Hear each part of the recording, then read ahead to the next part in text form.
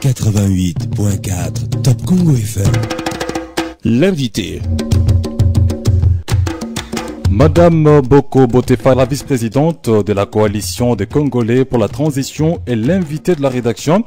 Elle donne la position de la CCT qui dénonce l'improvisation et la précipitation dans le processus de démembrement des provinces. Cette plateforme politique indique que l'insuffisance des moyens pour l'élection des gouverneurs et l'installation de nouvelles provinces résulte du manque de volonté politique de la part du gouvernement. Madame Boko Botefa, bonjour. Bonjour, monsieur Dominique Dinanga. Le processus de démembrement des provinces est en cours en République démocratique du Congo et leur gestion est butée à un problème, faute de moyens pour l'organisation de l'élection des gouverneurs. Quelle est votre lecture de la situation ? Je trouve que ce processus de découpage est fait dans le but de distraire les Congolais. Il n'a pas lieu d'être aujourd'hui. Pourquoi cette précipitation? D'autant plus que ça avait déjà été amorcé en 2006. Ça fait plusieurs années que ce processus est en veille. Pourquoi faut-il que ça soit fait aujourd'hui sans aucune préparation? Je suis en France et lorsqu'il y a une réforme territoriale en France, on prend le temps de mettre les choses en place, on fait une étude de la situation et on se donne les moyens. Est-ce qu'aujourd'hui, la RDC se donne les moyens pour mettre ce processus en place? Alors qu'il se pose aujourd'hui un problème de financement de l'élection des gouverneurs, certains acteurs politiques pensent plutôt qu'il faudrait nommer des fonctionnaires en attendant l'élection des députés provinciaux.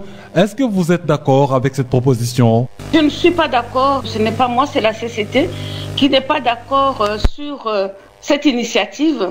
Voilà plusieurs années que M. Kabila est au pouvoir. Il n'a pas pris la peine de mettre en place, de construire des infrastructures. Et comment va-t-il mettre ce processus en place? A-t-il les moyens de payer les fonctionnaires? Donc tout ça, c'est de l'agitation pour mettre fin à notre République, pour mettre fin aux valeurs républicaines. Et tout cela, c'est anticonstitutionnel. La CCT n'accepte pas cette initiative. Eh bien, nous proposons justement de mettre de l'ordre dans ce chaos. Nous proposons une rupture totale avec le système. Nous proposons une transition de 3 ans pour restaurer l'autorité de l'État et préparer par la suite des élections transparentes, libres. La Constitution n'a pas prévu que M. Kabila puisse nommer des fonctionnaires quelques mois avant la fin de son mandat. Donc tout cela est anticonstitutionnel et c'est de la pure distraction. Et quand vous tenez l'idée d'une transition d'au moins 3 ans, vous voulez dire qu'il faudrait plutôt arrêter le processus de démembrement de provinces déjà amorcé pour retourner à la case de départ? La CCT maintient toujours les 11 provinces. Parce qu'aujourd'hui, il n'y a pas les moyens pour mettre en place les 26 provinces, étant donné que le régime de Kabila n'est même pas capable de payer les fonctionnaires. Comment va-t-il avoir les moyens pour structurer le découpage? Donc la CCT maintient les 11 provinces. Est-ce que vous pensez que les problèmes de financement qui se posent déjà aujourd'hui pour l'élection des gouverneurs risquent de se poser lors des élections à venir et si vous en avez confiance? Nous n'avons pas confiance aux élections avec ce régime. Ils feront tout pour gagner les élections par le trucage, comme ça s'est passé en 2006, en 2011. Donc nous n'avons pas confiance aux élections. Ce régime fera tout pour pouvoir gagner les élections par tous les moyens. Vous ne trouvez pas que le dialogue soit le cadre idéal pour débattre de toutes ces questions sur les élections? Comment voulez-vous, M. Dinanga, que nous puissions, ou le peuple congolais puisse accepter le dialogue, l'occupant, avec l'auteur de ces malheurs? Référez-vous à la France qui avait été occupée par le système nazi.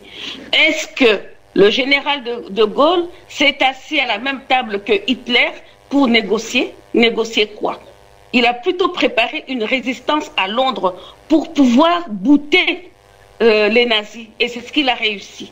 Je ne vois pas la raison pour laquelle Le peuple congolais devrait accepter un dialogue. N'y a-t-il pas eu de dialogue? N'a-t-il pas eu de concertation? On ne fait qu'aller de dialogue en dialogue et rien n'a changé. Ce dialogue n'est en fait que une amorce pour le glissement. Ce dialogue signifie le maintien de Kabila au pouvoir. Donc, la CCT refuse le dialogue. Nous proposons tout simplement le départ de M. Kabila et de son système pour qu'il y ait un état de droit au Congo. Le président Joseph Kabila qui a encore plus d'une année à la tête du pays conformément à la Constitution. Eh bien, une année, nous verrons ce qui va se passer d'ici une année, mais toujours est-il qu'il n'a pas le droit de prolonger son mandat. La Constitution a bien décrété 2 mandats. Il est hors de question que M. Kabila puisse briguer un 3e mandat. Pour mes sœurs du Congo, je pense à ces femmes qui ont subi les sévices de la guerre à répétition au Kivu. Nous sommes là pour aider le Congo à sortir de ce chaos qui lui a été imposé depuis 1997. Je dis au peuple congolais, tout Congolais a le droit de vivre librement dans son pays et être en sécurité. Voilà le message que j'ai à donner à mes compatriotes du Congo. Madame Boko Botefa, merci. Merci beaucoup. Chaque jour, avec Top Congo FM, l'information comme il se doit avec Top Congo FM, la radio de toutes les générations. Top Congo FM, la radio